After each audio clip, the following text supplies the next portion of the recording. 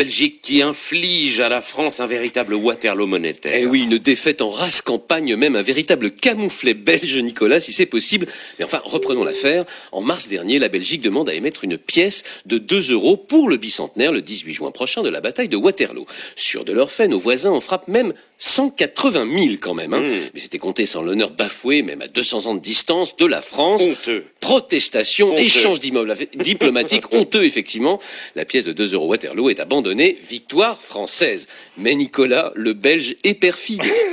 Profitant d'un obscur alinéa au traité instituant de la monnaie unique, la Belgique a trouvé le moyen de sortir tout de même, c'était il y a quelques jours, une pièce frappée de la butte au lion. Alors la butte au lion, c'est le monument dressé par les armées victorieuses de Napoléon à l'endroit même de la bataille de Waterloo. Et vous allez voir, l'astuce est anthologique, elle est même toute à la gloire des hauts fonctionnaires belges qui n'avaient pas digéré la victoire française. Alors ça suffit le suspense, qu'ont donc imaginé les Belges? Une pièce de 2,50 €. Alors je sais ce que vous allez me dire, ça n'existe pas. Exactement, ouais. ça n'existe pas cette affaire-là. Eh bien justement, c'est ça l'astuce. En frappant une pièce de 2,50 €, les Belges mettent en circulation une monnaie officielle, certes, mais qui n'aura cours qu'en Belgique. Autrement dit, les Français pourront l'avoir dans leur poche, mais uniquement pour faire les malins ou s'ils le veulent. Il sera impossible de la présenter pour acheter du pain à Paris ou à Bordeaux. Ça n'est possible qu'en Belgique. Le tour est joué et la victoire est donc belge. Elle est tellement éclatante, cette victoire, qu'en Angleterre, on s'en est évidemment beaucoup amusé,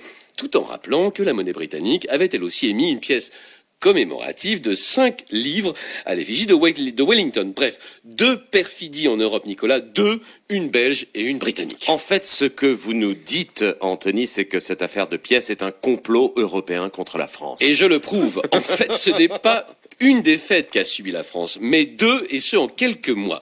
Parce que de son côté, la monnaie de Paris avait elle aussi l'intention de frapper une pièce commémorative. Mais pas de la défaite de Napoléon, à Waterloo bien entendu, mais de la bataille de Marignan. Une victoire, c'est la 1515.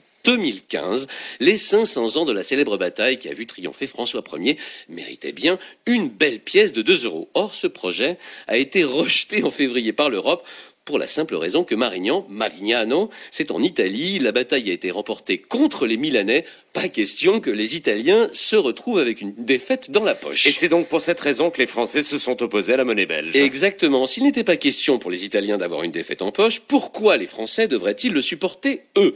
En représailles, donc, la France s'est opposée quelques semaines plus tard à la pièce belge commémorant Waterloo. Vous avez suivi? Oui, bon, les Français étaient d'autant plus mécontents de cette censure des 2 € Marignan que les Grecs, eux, avaient obtenu l'accord européen pour frapper une pièce de 2 € commémorant la bataille de Marathon en 490 avant Jésus-Christ. Sauf que Marathon, vous le savez tous, est une bataille remportée par les Grecs sur les Perses. Autrement dit, même à 2500 ans de distance, aucun pays européen ne peut se sentir humilié. Et voilà comment la France a perdu pour la seconde fois la bataille de Waterloo. Anthony